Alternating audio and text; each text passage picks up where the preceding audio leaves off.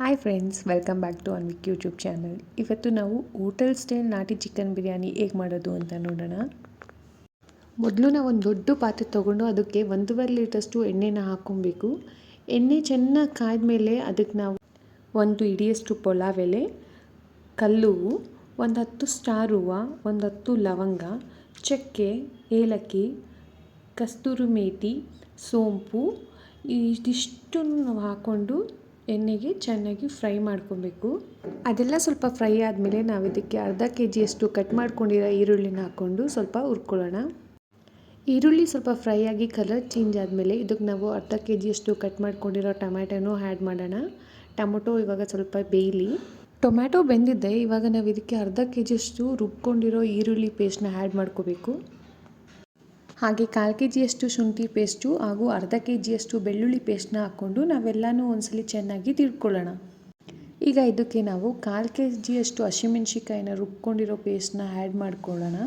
2 ಕಟ್ಟು ಕೊತ್ತಂಬರಿ ಹಾಗೂ ಪುದೀನನ ಸಪ್ರೇಟಾಗಿ ರುಬ್ಕೊಂಡಿದ್ದಾರೆ, ಅದನ್ನು ಕೂಡ ಇವಾಗ ಆ್ಯಡ್ ಮಾಡ್ಕೊಳ್ಳೋಣ. ಇದಕ್ಕೆ ಎಲ್ಲನೂ ಒಂದ್ಸಲಿ ಚೆನ್ನಾಗಿ ತಿರುಗಿಸ್ಕೊಳ್ಳಿ, ಇಲ್ಲಾಂದರೆ ಪಾತ್ರೆ ತಲ ಹತ್ಬಿಡುತ್ತೆ. ಅರ್ಧ ಕೆಜಿಯಷ್ಟು ರುಬ್ಕೊಂಡಿರೋ ಟೊಮೆಟೊ ಪೇಸ್ಟ್ನ ಕೂಡ ಆ್ಯಡ್ ಮಾಡ್ಕೊಳ್ಳಿ. ಎಲ್ಲನೂ ಒಂದ್ಸಲಿ ಫ್ರೈ ಮಾಡ್ಕೊಳ್ಳಿ. ಇವಾಗ ಇದಕ್ಕೆ ಸ್ವಲ್ಪ ಅರಿಶಿನ ಆ್ಯಡ್ ಮಾಡಿಕೊಂಡು ಹಾಗೆ 5 ಕೆಜಿಯಷ್ಟು ತೊಳ್ಕೊಂಡಿರೋ ಚಿಕನ್ ಏನಿದೆ ಅದನ್ನು ಕೂಡ ಆ್ಯಡ್ ಮಾಡಿಕೊಂಡು ಚೆನ್ನಾಗಿ ತಿರುಗಿಸ್ಕೊಳ್ಳೋಣ. ಅರ್ಧ ಕಟ್ಟು ಮೆಂತ್ಯ ಸೊಪ್ಪು ಸಣ್ಣಗೆ ಕಟ್ ಮಾಡ್ಕೊಂಡಿರೋದನ್ನ ಇವಾಗ ಇದಕ್ಕೆ ಆ್ಯಡ್ ಮಾಡ್ಕೊಳ್ಳಿ. ಅದ್ರ ಜೊತೆ ರುಚಿಗೆ ತಕ್ಕಷ್ಟು ಉಪ್ಪು ಎಷ್ಟು ಬೇಕಾಗುತ್ತೋ ಅಷ್ಟನ್ನು ನಾವು ಆ್ಯಡ್ ಮಾಡಿಕೊಂಡು ಎಲ್ಲನೂ ಒಂದ್ಸಲಿ ಚೆನ್ನಾಗಿ ಕೈ ಆಡಿಸ್ಕೊಳ್ಳಿ.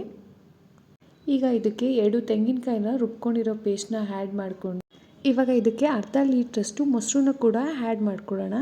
ಮೊಸರು ಹಾಕೋದ್ರಿಂದ ಚಿಕನ್ ಸ್ವಲ್ಪ ಸಾಫ್ಟಾಗಿ ಬರುತ್ತೆ, ತಿನ್ಬೇಕಾದ್ರೆ ಕೂಡ ನಮಗೆ ಸಾಫ್ಟ್ ಅನಿಸುತ್ತೆ ಚಿಕನ್ನು. ಒಂದು 100 ಗ್ರಾಮಷ್ಟು ಗರಂ ಮಸಾಲ ಪೌಡರ್ ಹಾಗೆ 200 ಗ್ರಾಮ್ಸಷ್ಟು ಚಿಕನ್ ಬಿರಿಯಾನಿ ಪೌಡರ್ನ ಹಾಕ್ಕೊಂಡು ಚಿಕನ್ ಜೊತೆಗೆ ಸ್ವಲ್ಪ ಚೆನ್ನಾಗಿ ಮಿಕ್ಸ್ ಮಾಡ್ಕೊಳ್ಳಿ. ಚಿಕನ್ ಇದ್ದರೆ ಸ್ವಲ್ಪ ಚೆನ್ನಾಗಿ ಬೆಂದಿರುತ್ತೆ.